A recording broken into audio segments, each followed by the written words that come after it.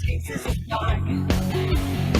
We'll see the fire spreading all around, making way through the dark. Turn it up,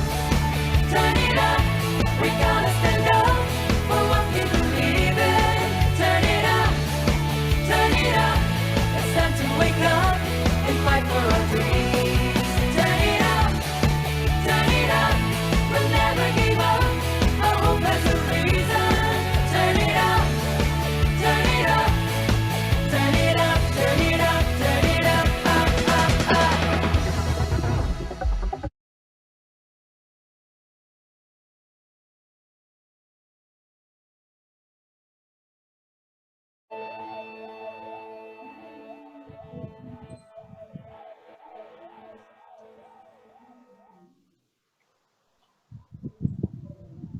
Magandang hapon sa inyong lahat. Simulan na natin ang ating get-together tungkol sa Bakit Boboto. Bakit boboto tayo sa darating na eleksyon 2022? Ako si Noel, taga Quezon City, sa ngalan ng Youth for a United World at New Humanity Movement ng Focolare Movement. Nagpapasalamat kami at kayo ay nakadalo sa meeting na ito. Welcome po. Mayong hapon sa tanan. Ako naman po si Norma ng Puerto Princesa City. Kami ni Noel ang inyong mga MCs ngayong hapon. Salamat at nakarating ang bawat isa sa ating get-together. Ito actually ang una nating pagtitipon at ngayon pa lang iniimbitahan na namin kayo sa mga susunod pang tulad nitong pagtitipon. Dahil magiging series itong get-together natin para sa voters' education. Noel, meron pa tayong gustong ibahagi sa kanila ng mga ground rules? Yes, Norma, may ilang ground rules tayo sa ating get-together. Una, igalang ang isa't isa. Respect each other. Kasama na rito yung pakikinig o listening.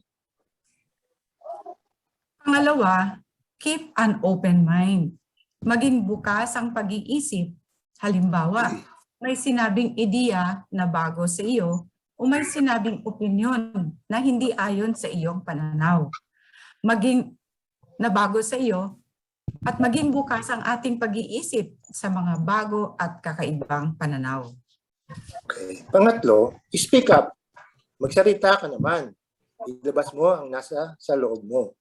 Be confident kasi pakikinggan naman ang sasabihin mo at igagalang ang iyong sasabihin. Tatlo lang pala naman ito, Noel, ang ground rules natin. Igalang ang isa't isa, maging bukas ang pag-iisip, at magsalita ka naman or speak up. Oo nga, Norma. Kukunti lang pala at madaling itundan. Siguro ngayon, Noel, para maging maayos pa lalo ang ating pagtitipong ito, ay tatawagin natin si Giovanni Piero Malitaw ng Cebu City para pangunahan tayo sa isang panalangin.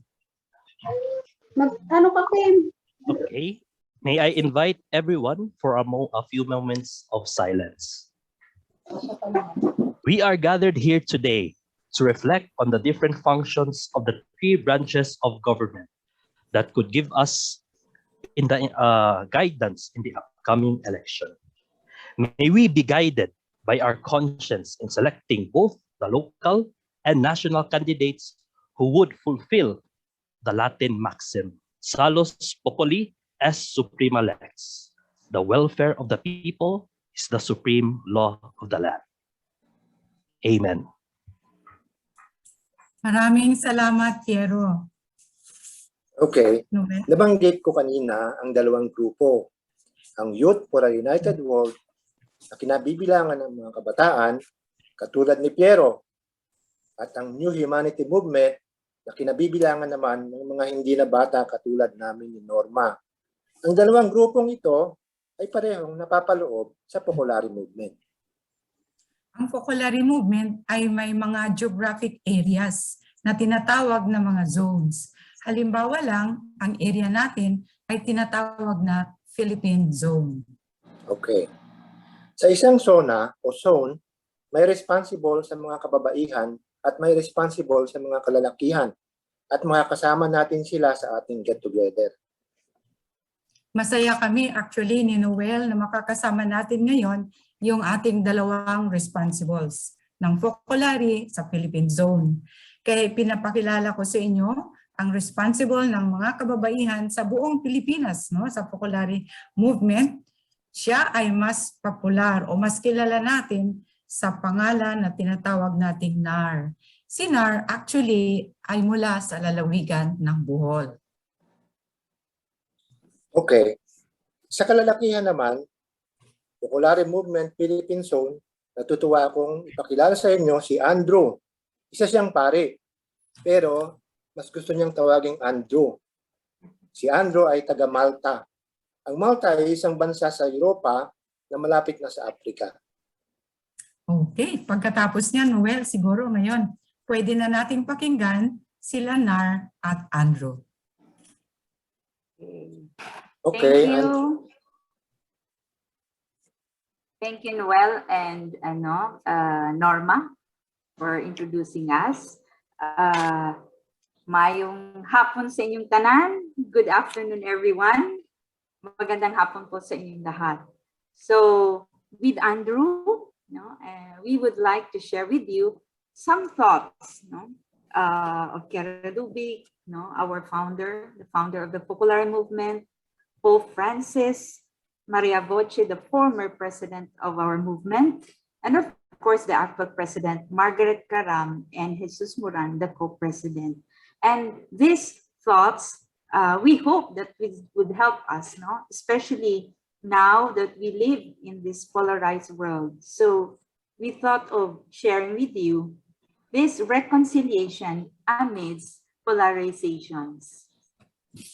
So, yes, we can start, Gio. So in the Focolare movement, we too had to overcome many antis,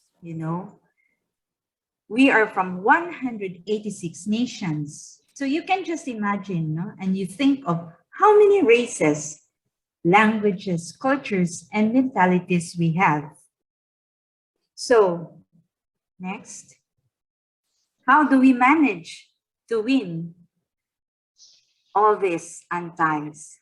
So, Kiara, in one of her talks, she said, in my opinion, the fundamental point was a pact, a kind of pact made by the first Focolarinas, and we called it the Pact of Mercy. That is the Pact of Forgiveness.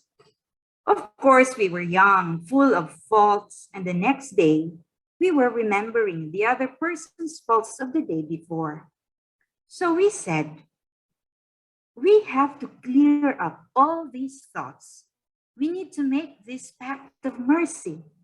And the next day, we need to see each other as new, as if we were meeting for the first time. If there had not been this pact of daily forgiveness, the movement would not even have advanced from Trent to another nearby city of Italy.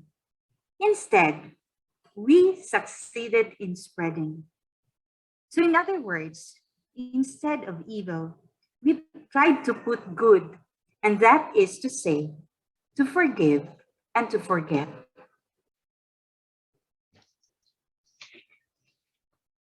So now my name is Andrew, as it was told. I'm very happy to be with you this afternoon, and I was really looking forward for this moment to have this sharing why we should vote. About 2 years ago, I was still in Italy, serving the movement over there. And in one of the more important moments that I have experienced, there was a meeting for those persons in charge of the mass media and also communications. And at one point, there was a moment of questions and answers with Maria Voce, the one that you see in the picture, and another person that you will see later. His name is Jesus Moran. And also in that moment, there was a little bit of tension because, as you know, Europe is now very much, how can I say, people are traveling from Middle East, traveling from Africa, trying to find jobs in order to help their family. So you can imagine that some forms of nationalism is cropping up.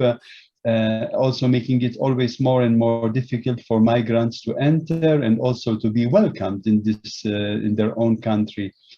So this was the atmosphere when these questions were being raised. So the question was, how can we tackle, how can we handle polarizations? I will explain what is a polarization first of all. A polarization is, I tried to look it up in the dictionary. Polarization is the process that causes neutral parties to take sides and eventually may also come into conflict. It also causes individuals on either side of the conflict to become taking up increasingly extreme positions, and it becomes more and more opposed. So this is the polarization, when you have an opinion and you stick to it, but adamantly. I mean, you don't want to listen to other opinions. This is the polarization. This is the extreme, of course.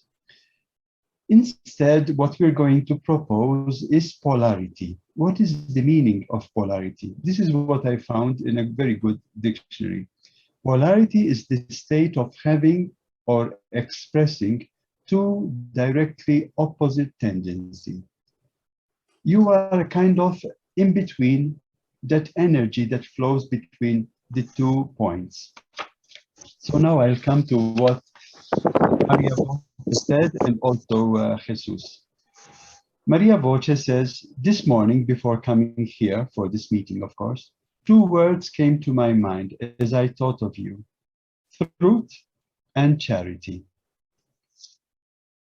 I was thinking of Jesus, who says, I am the way, the truth, and the life.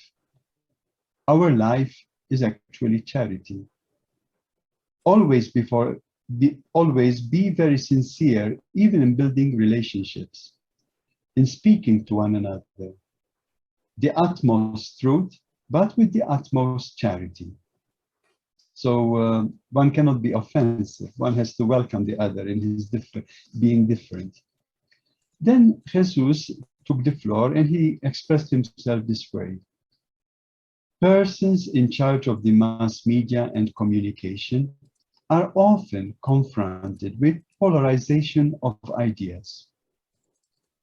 I would like to emphasize, polarization is not fought with uniformity. It's not that we have to all to think in the same way, but with polarity. And this is where the Holy Spirit comes in. That is, not by eliminating uncomfortable positions, but by maintaining them in balance. Thinking that no one can have the right idea in anything, and that we should be specialists in discovering the part of truth that the other has. This means polarity, because polarization is actually the degeneration of polarity. Uniformity is not polarity, but neither is total dispersion where everyone keeps their own idea. We need to arrive at polarity. Behind this difficulty that we are experiencing with polarization on various issues, there is clearly a very strong deficit of the Holy Spirit. That is, the Holy Spirit is lacking, and of love for the forsaken and crucified Jesus, who is the source of the Holy Spirit. There is a serious deficit, and therefore, of our spirituality of unity. Because someone who is not able to live in polarity shows a major deficit of the Holy Spirit. So the question is this: what does it mean to live in polarity? And Jesus lists 4 points, which are, in my opinion, are really very important. One needs to, first of all, lose his or her own point of view. This is practically very difficult, but we need to lose our point of view. 2, be aware that he or she does not possess the truth, I mean the full truth, about the various things. 3. Listen deeply to one another, to the other person who certainly has his or her own reasons to think in a way or the other. 4th, do all that is possible to overcome conflict. I just repeated very quickly, no? So lose one's own idea, not pretend to possess the truth, listen deeply, overcome conflict, the desire to conflict. Pope Francis confirms this in the principles stated in his apostolic exhortation, Evangelii Gaudium. He says, unity is superior to conflict. But reality is also superior to the idea, because sometimes we have unconscious ideologies within. So our spirituality has to purify our ideologies in us. Because in the end, we may suddenly discover ourselves as, in that case, as nationalists. We can say of one party or the other. How come? Without realizing it, I discovered that I cannot agree with someone who has another idea. This means that in some way, this particular culture has entered into me, and that the spirituality of unity has not transformed it yet. Our spirituality of unity is the opposite of any ideology. We never close down into a group, into a certain ideology, a strong thought. No. It brings us to reality, to see things and therefore to relativize our own point of view. We don't possess the whole truth. We only possess partial truths, any one of us. Only Jesus has the full truth. Reality is superior to the idea, says Pope Francis.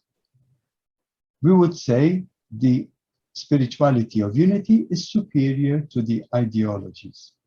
This is the work we need to do, and it is very important that we do it seriously. Then Emmaus concluded this point, this answer in this way. Of course, the more we mature, the more we go ahead, the more we realize how little we have lived and understood our spirituality. However, this does not frighten us. It shows that we still have a lot to do in us and around us. Just so that the spirituality of unity becomes concrete life in the present, in what we do, in what we are, in what we live. We can see that God is taking us forward. He is working us in this direction. He is making us grind a little, thank God. So it's always a chance to mature little by little.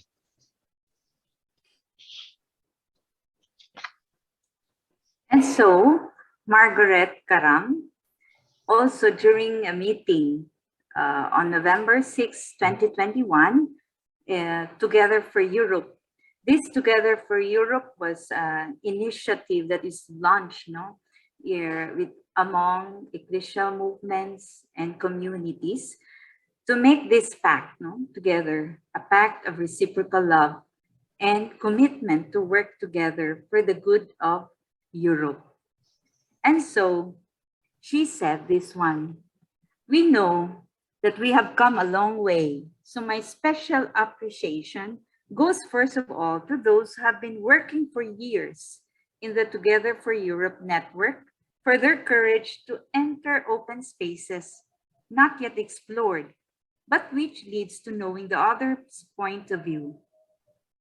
We know that this is not an easy way to do, but it allows one to purify and enrich one's own vision of things and guarantees a sincere and continuous confrontation in order to find a direction, even in the insecurity and often in the midst of the times we live in.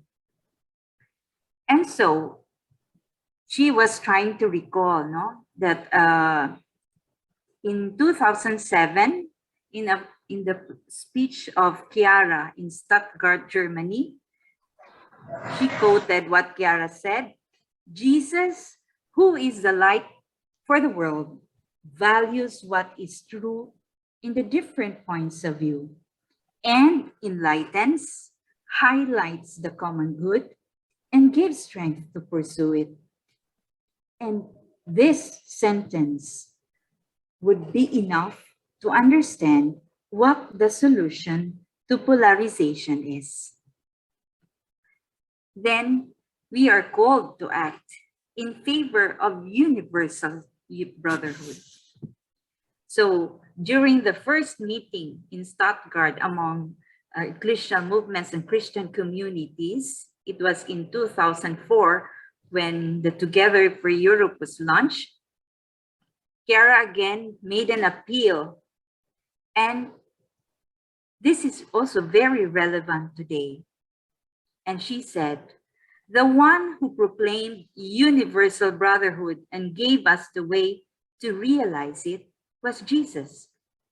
He, by revealing to us the fatherhood of God, broke down the walls that separate the equal from the different, the friends from the enemies. Jesus freed each person from 1,000 forms of subordination and slavery, from every unjust relationship, thus bringing about an authentic existential, cultural, and political revolution." And she continued, encouraging us, all of us, even today. This love, which reaches its perfection in reciprocity, expresses the power of Christianity because it attracts to this earth the very presence of Jesus among us men and women. Then we would like to conclude this part, the sharing of ours, with these words of Chiara when she was talking to a group of politicians in the zone of Naples on May 2, 1996. And I quote, "Now we must really take advantage of our collective spirituality in order to start, first of all, among ourselves, even if we work here or there, in this party or another party, we must take advantage of it to be that we will be of one heart and one soul. We must remember that we are first of all Christians. We are Christians, and then members of a political party. And as we live our spirituality of unity, which is a type of Christianity, first, we are Focolarinos, we are volunteers, we are young people, we are all those who adhere to this spirituality, and then members of the party. So we will ask ourselves, but why? Why do we need this unity among all? Above all, we have to remember that we need to save values because they are not guaranteed today, neither by one side nor by the other. So, since the best values are rooted in Christianity and they could be threatened, like justice, peace, freedom, life, ecology, unity, we must be united in order to save these values. And we want to appeal and to encourage each one of you, all of us together, that we work to save all these values. Thank you very much for listening.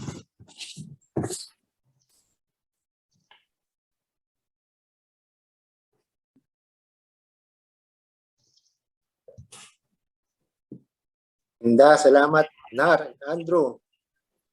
Okay. Norma, ano masasabi mo sa talk nila? Alam mo, Noel, it was a very nice talk. And I think even if we are just at the beginning of the first series of our sessions in Bakit Boboto, they already have given us a tip. For example, if I just have to make one sentence, in order to live polarity, we should be of one heart and one soul. This is what I really got from that. I mean, very briefly, this is what I got from them. Ikaw naman, Noel, anong nagustuhan mo sa sinabi Okay. nila? Nahuli nila yung sitwasyon natin dito sa Pilipinas na polarized talaga tayo, di ba? Dahil magbukas ka ng TV, kung ano ng balita, fake news man o hindi, basta polarized tayo, nasa state tayo of polarization. Ngayon, kaya kailangan natin ng polarity. Ngayon, iniisip ko kanina, ngayon lang naman natin narinig to, di ba? Pero, binalikan ko yung ground rules natin. Mukhang swak na swak dun sa talk nila kasi sabi natin, respect each other. Diba? Sa respect each other, we listen. Pangalawa, keep an open mind. Di ba yun din yung idea ng polarity? Saka yung third, hindi naman sinasabi ni Jesus Moran, hindi naman ibig sabihin na eliminate polarity o balance polarity. Ibig sabihin, hindi naman ibig sabihin nun, tumahimik ka lang. So speak up. So mukhang yung ground rules natin, angkop na angkop dun sa talk nila. Yun. Okay, maraming salamat muli, Noel, and especially to Andrew and Nar for that very beautiful talk. It really sets the tone for all of us today.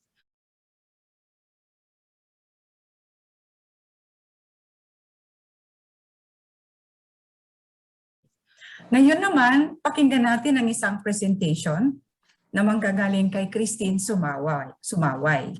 Christine is a member of the Youth for United World, taga Antipolo City, and she finished Bachelor of Commerce, major in Business Economics sa University of Santo Tomas in 2018. And she graduated with honors or cum laude. At present, Christine is a third-year law student in the Ateneo Law student. Christine, it's your turn. Hello, good afternoon po. So again, I'm Christine. I'll be sharing with you today about the three branches of government. It's actually more of a review than a lecture because I know that most of you are already familiar with it. We'll just tackle a bit of some of the misconceptions, etc. And I'm pretty sure most of you have more experience and knowledge than me. Bilang 25 years old pa lang po, I'm very humbled by the experience that is in this room right now. So, and I entitled my presentation, The Role of Government. So, next slide, please. We'll just take a quick look at what we're going to discuss. So, in my presentation, I included here the preamble or the introduction to the basic law or the Constitution. We're also going to look at a quick overview at the three branches of government altogether. And then we'll look at the qualifications that you have to have before you can run for a certain position side by side with the duties and responsibilities that each of the three branches of government take on. And lastly, we'll also look at the checks and balances that are imposed by the Constitution so that we make sure that each of these three branches do not exceed the authority given to them. So next slide, please. So the preamble is actually the introduction in the Constitution. This is actually not a source of legal obligation, but it is used to help us interpret some ambiguous provisions in the Constitution. But I did include the preamble in this presentation because it does highlight a very special and significant characteristic of a democracy, which is sovereignty resides in the people or the constituents. So our preamble actually starts off with we, the sovereign Filipino people, as a reminder that it is not the government who is above us, but it is actually the people who have the power to elect the government.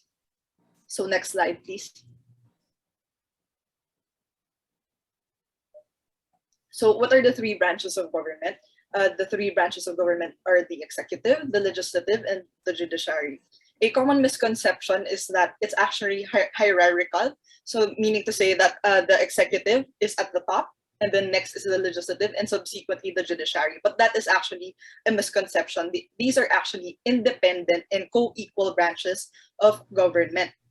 So they have their own powers, their authorities, and one cannot overpower the other. But there are a system of checks and balances to make sure that they do not exceed what is given to them by the Constitution. So back when I was in grade school or high school, my teacher actually explained to me very simply what these three branches of government do. So the executive is the one who executes the law, and they are composed of the president and the vice president together. The legislative, since we are a bicameral, we do adhere to a bicameral committee. We have two houses, which is the Senate, the 24 senators, and the House of Representatives. The House of Representatives are actually more familiar to us because these are the congressmen which we elect in our own cities. And lastly, the judiciary, or the courts. So this is composed of the Supreme Court, the Court of Appeals, the RTCs, and the other lower courts.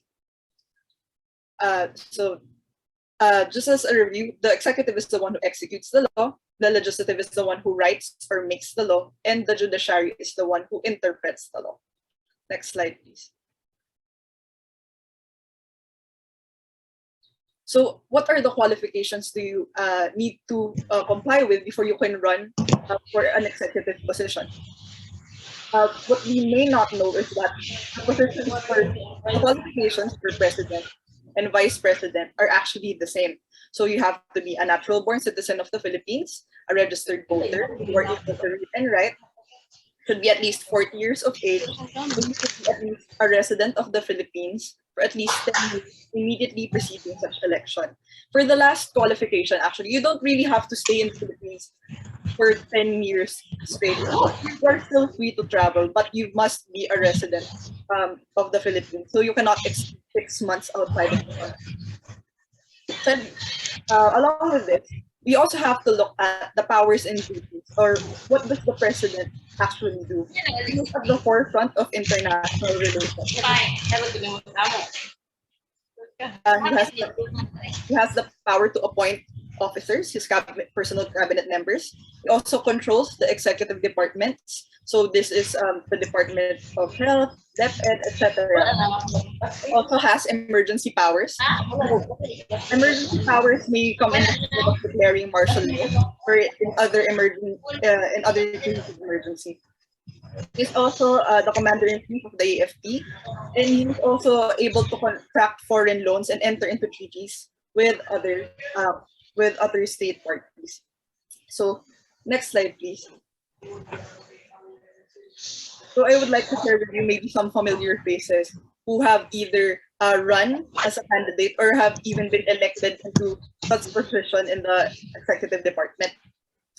So maybe some of you may not know or may not remember, but actually our FPJ actually ran for president back in 2004 against Gloria Macapagal Arroyo, and he actually only lost by a million votes. That may sound like a lot, but based on percentages, it was actually only by 3% that he lost that presidential elections. So next slide, please.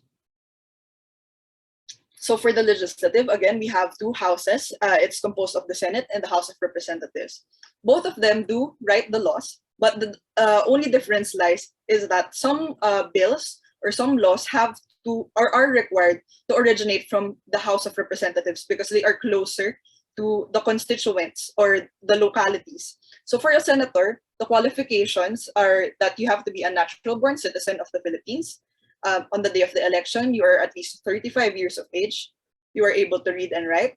You are a registered voter, and you have to be a resident of the Philippines for not less than 2 years, immediately preceding the day of the election. Next slide, please.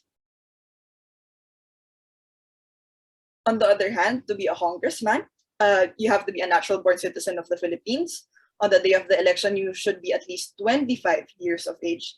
And you can also be a party list representative. So party list representatives may compose of members of vulnerable communities, for example, women. So some of the bills that have to originate from the House of Representatives are all appropriation and tariff bills. This is because, again, the congressmen know better or we presume that they know better what the needs of the constituents are because they are closer to us. Next slide, please. So these are, again, some familiar faces who have been elected to our legislative. So Juan Ponce Enrile, Manny Pacquiao, and the late Miriam Santiago. Next slide, please. So lastly, the judiciary or the courts. So for you to be a judge, you have to be a natural-born citizen of the Philippines. You have to be a member of the Philippine Bar, or in other words, you have to be a lawyer. And you have to be a person of proven competence, integrity, probity, and independence. Actually, this last, just to share with you, this last qualification is actually a little bit controversial because if you remember, one of our previous Supreme Court justices, Chief Justice Sereno, the first female justice, was actually removed from her position because she was not a person of proven integrity because she failed to pass some of her financial statements.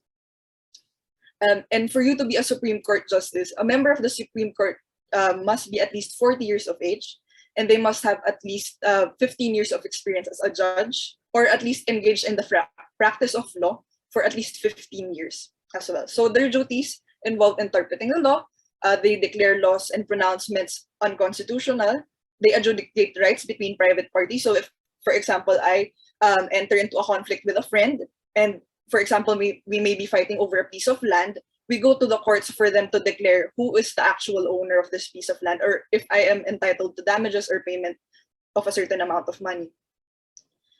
They're also, the Supreme Court is actually also the one who accepts members of the Philippine Bar or lawyers. So next slide, please. So this is actually the most feared face of the upcoming barristers, or those who will take the bar this coming year. This is Justice Leonin, who is the incumbent bar examiner for this year. So next slide, please. So again, we will look at the checks and balances imposed by the Constitution to make sure that each of the branches of government will not exceed the authority given to them by the law. So the executive has, this is not actually an exclusive list, but for the executive, his checks and balances for the legislative and judiciary are respectively as follows. The executive can veto laws. That means he can say no to the proposed bills that come from the legislative. Next is that he has the final say on who to appoint as a Supreme Court justice. The Supreme Court will actually give the nominees, but the final person to be appointed will be declared by the president. For the legislative, the checks and balance for the executive is that they have the power they have to concur with the president before a treaty comes into force. So they can't. So the president can't just agree with another state or another country on his own. The legislative also has to concur with that before it's an official act. With the judiciary, on the other hand, they actually put limits on how the judiciary or the courts can interpret the law. If the law is clear, the judiciary cannot interpret that in any other way. And lastly, for the courts, they can actually review sufficiency of factual basis in the declaration of martial law. So this is one of the safety nets imposed after the Marcos regime era, wherein the president can unilaterally declare martial law. This time, the courts can say that maybe there is no emergency situation present, and they can halt the president from actually declaring martial law again. And they also can declare unconstitutional laws that have been passed by the legislative. So if a law or a statute is actually contrary to the basic law, the fundamental law of the Philippines, it can be struck down as unconstitutional. So last slide. So later on, we'll be breaking out into rooms Tawagin mo si ate mo, ba't wala ng tunog, puta? to talk amongst ourselves the answer to the question, what qualities do we look for in a public servant? But before we go to that, I would just like to share with you my personal reflection on the matter, because when I was younger, actually, as ignorant as I was, I personally believe that the person that I had to elect into the government was someone who had a lot of money. My logic behind that was because I thought if I elect someone into the government who had a lot of money, it was his or her role to actually give programs to the poor. And the more money you had, the more effective you were as a leader because you could give outreach programs, etc. But that was actually a mistake on my part because after, of course, going into law school, learning about what the qualifications that are needed to run for such position, and moreover, if you look at it side by side with the responsibilities that they have to do when they are in that position, it was actually very wrong, very contradictory to what I was actually thinking because you also get to think of whether there is a disconnect between the qualifications that are imposed by law. Is there something missing, or is it correct that it is just that vague? Because when we talk about this in school, we say that we cannot add to the qualifications that are imposed by the Constitution because it is actually a safety net to allow everyone in the community to be able to run for the position. So it cannot be anti-poor. It has to welcome everyone and allow everyone in the country an opportunity to run for government. So that is all for my part. Thank you. Maraming salamat. Maraming salamat, Christine, for that very informative presentation. You really made us realize the functions of the three branches of government. If maybe to some of us it is a review, but maybe to some it's also something that we are trying to understand also for the first time in these days, especially as we are being confronted with a very important national exercise, no, in the next year. So now I'd like to ask Noel, ano yung impression mo sa binigay sa atin ni Christine? Okay. Thank you, Norma. Very timely yung kanyang discussion kasi ang iniisip natin may eleksyon ng presidente. Eh, hindi lang naman pala presidente ang ating iboboto. May vice president, may senator, may congressman, may mayor, mayroong sanggunian o councilors. No? So, ibig sabihin, baka masyado tayong nakapokus sa presidente, makalimutan na natin suriin yung mga ibang kandidato, yung mga ibang kandidato sa ibang posisyon, eh baka malusutan tayo. Ibig sabihin, may assignment pala tayo, may homework tayo, hindi lang presidente ang susuriin natin, ang dami palang posisyon na ating boboto sa susunod na eleksyon. Kaya siguro parang mabubuksan ng ating kaisipan na suriin din natin yung mga kandidato sa ibang posisyon. How about you, Norma? Alam mo, Noel, I cannot but agree with you. Parang kasi ngayon alam mo yon, masyadong sa Facebook, sa national dailies o sa television, yung mga national candidates, no? Pero tama ka. Let's look around us also kasi meron tayong mga local yung mga local candidates, and siguro from what we have heard from Christine, tignan din natin, can we mirror some of them from what we have learned or from what we have heard from Christine? So alam mo, ang laking bagay nito, no? Lalo na kung may mga, kasi ngayon parang ang audience natin is intergenerational.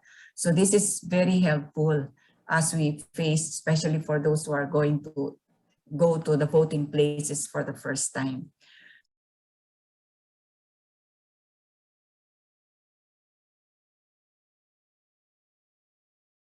So ngayon, tatawagin natin si Gio Francisco mula sa Youth for United World, si Gio taga Las Piñas, at ibibigyan niya sa atin ng synthesis ng kung ano nangyari at inilabas ng Mentimeter. Gio?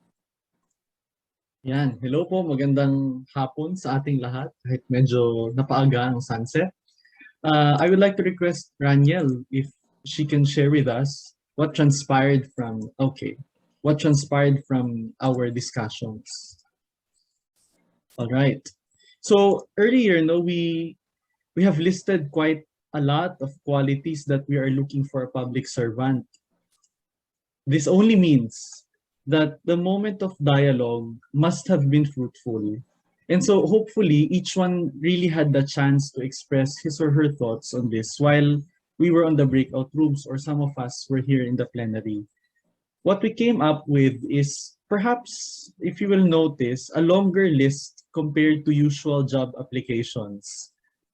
It's like having someone pass through the eye of the needle. Parang mas strict pa po kayo sa mga HR, ano? But you know, this is good. After all, we are talking about the people who we will trust the nation with. And this means 110 million Filipinos and all its resources, which is a very big responsibility. We have identified various qualities, as you can see on your screens. No? We're all looking together. And the bigger the size of the text that you see here, the more people agreed on that quality. So the top qualities, if we will refer to this one, no, to this what we are sharing now, the top qualities that we're looking for a public servant is, this includes God-fearing, honest, a person with integrity, with good track record, sincere. And then we can perhaps include some of the medium-sized texts like trustworthy, servant leader, competent, humble. And the rest are actually synonymous, no, or related to these ones, like patient, makatao, wisdom, being mindful, industrious, principled, credible person, caring, not corrupt, transparent, experienced, yan. Which are very, also may paninindigan, no? Environmentalist. Yeah. So, yeah, this actually is a good point from Tito Albert. If we put together, karon lang ng ano, yung nag-type, may difference lang sa space or hyphen. But the biggest word, if we are to put together, it's God-fearing for us, at least for the people in this group. Which is actually very interesting to know, no? It's nice to hear that from our own groups, from our own thoughts, we were able to deliver it in our breakout rooms with our fellow participants, and we were able now to hear it here in the plenary. Now, they say that the conversation on politics is a divisive one. In fact, one of the most toxic places in the world right now is said to be the comment section of a politically related post in the Philippines. But I think this afternoon we can say that it's not the case. Our dialogue proves that the qualities we are looking for a public servant are quite similar. Hindi sila nagkakalayo eh. Truly, as they say in philosophy, man strives for perfection. And that's why these qualities, for us, makes the perfect public servant. However, I have a question regarding this one. When you discern for a public servant to elect, which comes first, the qualities or the name? Do you come up with these qualities first, and then you scrutinize each candidate if they do indeed possess said qualities? Or you already have a name and you try to fit in these qualities, whether they possess it, even if they just somehow possess it or not at all? Do not look at others and don't point fingers. We are not in a homeroom class advisory. No? Let's try to look into ourselves. The title of this afternoon session does not possess a pronoun. If you notice, Bakit Boboto? Why vote? But even without a pronoun, it is understood that it is addressed to you, to each one of us. Earlier, the future attorney Sumaway explained to us the structure of our government, which draws power from the people, from us. That's why we have the right to vote. But just as it is a right, it also bears a responsibility to make an informed and well thought of decision. While voting is an individual act, it brings us to a collective destination. And this is why our session for this afternoon provides a space for us to communicate our thoughts and to listen to that of others as well. At a time when the discussion on politics has become toxic to the point that we have discouraged some of our fellow citizens to freely express their political views, even to the point of being apolitical, we offer a space where we can communicate in real time, not through our keyboards this time, and engage in dialogue. Because this is the life of citizens. Isn't it a good feeling that we were able to talk about politics this afternoon without hate speech or the fear of being bashed, even if you may disagree on some points? However, this type of conversation should not stop from here. We can bring it to our communities, to our cities. We should not be afraid to take a stand, a well-informed and well-thought-of stand. It is more worrisome, in fact, not to have a stand at all. But let us not forget that as we carry our views with us, on our left shoulder, there is charity or love, and on the right, truth, as mentioned by Nari and Andrew earlier, quoting Emmaus, which for me means that we make a stand out of love and in the name of truth, and we express it with love and with the truth. But caution on truth. There is the truth according to me, there's the truth according to you, and there's the truth. The last one should come out. Earlier, we mentioned these qualities that we are looking for a good public servant. Now we look at ourselves and ask ourselves if we also possess the qualities of a good voter who can elect a good public servant. In the coming months leading to the elections, we will continue with this conversation since we are brothers and sisters and like siblings who discuss family matters in the dining table, except that we do not have actual food to offer. But from the qualities we are looking for a public servant, we will try to understand how candidates creatively try to convince us to vote for them. And we hope that you will still be with us in the next sessions. So now I return the screen to Tito Noel and Tita Norm. Hi, thank you, Gio. Okay, so patapos na tayo. Pero bago tayo umuwi, gusto naming magbigay ng pabaon sa inyo. Norma, ano ba yung pabaon natin? Okay. Alam mo, Noel, before that, gusto ko rin pasalamatan talaga si Gio sa napakagaling na synthesis na ginawa niya. At least, binigyan niya talaga ng totoong kahulugan yung exercise na ginawa natin. And I like very much when he said na we were able to talk about politics and yet hindi tayo nagtalo-talo. Which to me is the real essence of a political exercise based doon sa sinabi ni Andrew at saka ni Nar kanina. Okay, so yung sinasabi mo, Noel, na pabaon, actually, ito ay isang mensahe mula kay Chiara Lubich. Earlier, sinabi nga ni Nar, si Chiara is the founder of the Focolare movement. At ang mensahe na ito ay ibinigay ni Chiara noong May 3, 1996 sa Naples, Italy, nung nasa harap sila ng Focolare community. Sa okasyon na kung kailan itinatatag o sa pagtatatag ng movement for unity in politics. Alam mo, Noel, sa video na to, pinaliwanag ni Chiara na kahit na magkakalaban or opposing political parties, again, it's exactly what was explained to us earlier, no, nila Andrew. Kahit opposing parties man yan, kinakailangan talagang magkaroon ng dialogo upang mapanatili at mapangalagaan ang mga values of peace, the values of freedom, the values of human rights, at iba pa. So siguro at this point, panoorin natin ang video.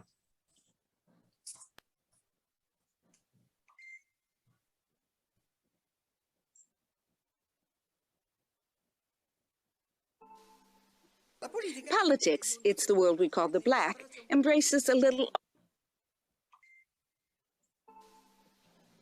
Politics, it's the world we call the black, embraces a little all these words in a way, even that of art in a way, and of medicine in a way. It embraces them all. Now, having taken this neutral stand as a movement, we left everyone free to do as they wished, so each one could take responsibility themselves. What happened? What happened was that our people in the movement in Italy belonged to a wide variety of parties. And so I was very happy because I said they're like leaven in each party. However, I felt the necessity that they get together because our people, before belonging to, I don't know, the National Alliance or the Italian Popular Party or other parties, etc., first they're Christians, first they're Folklarini or volunteers, etc. First, there are people, which is nothing other than a way of living Christianity. First, they're Christians, and then they're members of that party or that party. And so, if they're Christians, and if there are people, they should get together once every 6 weeks or every 2 months to be able to love one another as those who belong to our movement should do. And in this love, dialogue with one another and see, first of all, one thing, to safeguard in the parties where they are and then later in government, to safeguard the typically Christian values that must be saved, like those of bioethics, like life, like peace, like freedom, like ecology, like human rights. See how to safeguard these, each in their own party.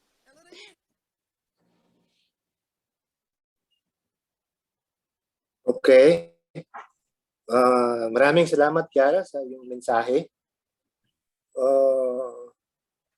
Okay. Tama naman si Kiara na we love one another, we dialogue, kahit pa magkakalabang partido. At saka, may sinabi pa siya na politics embraces all worlds. Kaya, ano ba ang hindi saklaw ng politics? Anong bahagi ng lipunan ang hindi saklaw? Laging nandiyan ang politics, kaya siguro, ang aking masasabi, bigyan natin ng pansin, huwag natin babaliwaliin ang politics kasi nandiyan siya. At sa election na ito, pumili tayo ng kandidato na tunay na magre-represent sa taong bayan sa mga qualities na ating na-identify kanina. May kandidato, hindi ba sabi? Ang buhay natin, aayusin natin ang buhay nyo. Okay. Anyway. So, yun lang siguro ang aking impression. Ikaw, Norma, may dadagdag ka ba sa impression na sa message ni Kiara? Alam mo, gustong-gusto ko talaga yung sinabi ni Kiara na bago pa man tayo or yung mga politicians, bago pa man sila sumali sa politika o nagkaroon ng mga kani-kanilang partido, at the beginning, they are all Christians or we are all Christians. So take note that the election campaign is only 45 days for the locals, no? So parang dapat in 45 days doon lang magtalo-talo. But after that, dapat the politics, the heated arguments among candidates dapat tapos na. And that's why sa ating pagtatapos, Noel, sinasabi mo kanina, ano ba ang parte ng lipunan ang hindi nasasakupan ng politika? Actually, wala eh. Practically, everything, all aspects of our life is within politics. Kaya nga, di ba, sabi nga ni Kiara na, kaya nga black eh. Because black, parang all the other colors ay nakasandal sa black. So that's why black is really very important in our life. But as you said, tayo ay magtatapos na, Noel, no? Dito sa ating pagtatapos, sinasabi mo nga na hindi pa to graduation, sabi ni Noel. Norma, hindi pa to graduation kasi we're just beginning. We just began the first of a series of our sessions on the voters' education. So siguro kami ni Noel, pansamantalang magpapaalam. But before I do that, gusto ko lang sabihin, Noel, na yung pabaon ni Kiara sa akin, kanina gusto ko na rin i-capsulize yung sinabi ni Andrew at saka ni Nar, na very strong sa akin that unity is superior to conflict. So our politics, I think, will be a very beautiful exercise kung we have in our minds that unity is superior to conflict. With that, gusto ko magpasalamat sa lahat ng ating mga participants na dumalo ngayon, in a special way kay Andrew, kay Nar, kay Christine, na nagbigay sa atin ng kanyang presentation, and all those who are here. Siguro, Noel, pasalamatan din natin ang ating mga facilitators. Yes. Ako rin magpapasalamat sa inyong lahat at yung kagaya ng sinabi ni Norma, kita-kits ulit tayo sa susunod na get-together. Abangan nyo na lang yung date at saka yung next topic, pero siguradong merong susunod. So maraming salamat and bye-bye na. See you later. Group photo po muna tayo. Group photo? Okay, group photo. Sige, tama. Okay. Noel, camera mo, Noel. Wala, black eh. Ayaw nga eh. Kanina pa bukas pero ayaw eh. Okay. Bukas yung camera, yung video ko, pero ayaw. On na lang Siguro po ng internet camera. connection. Sorry.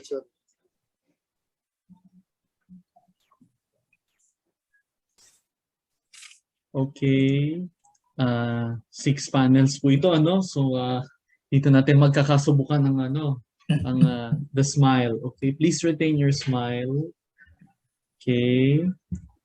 Ready? 1, 2, 3. Retain your smile. Huwag muna tayo mag-chat. Para tuloy-tuloy. Ayan. 1, 2, 3. Again. 1, 2, 3. Practice na po ito pagpipila sa COMELEC sa May 9. Okay, ready? 1, 2, 3. Sige po, pwede pang humabol yung naka-off cam. Sige po, 1, 2, 3.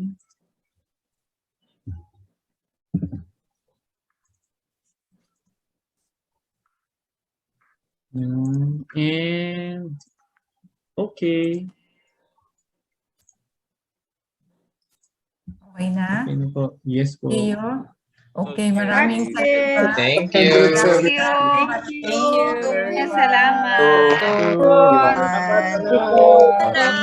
you. Thank you. Salamat. Salamat.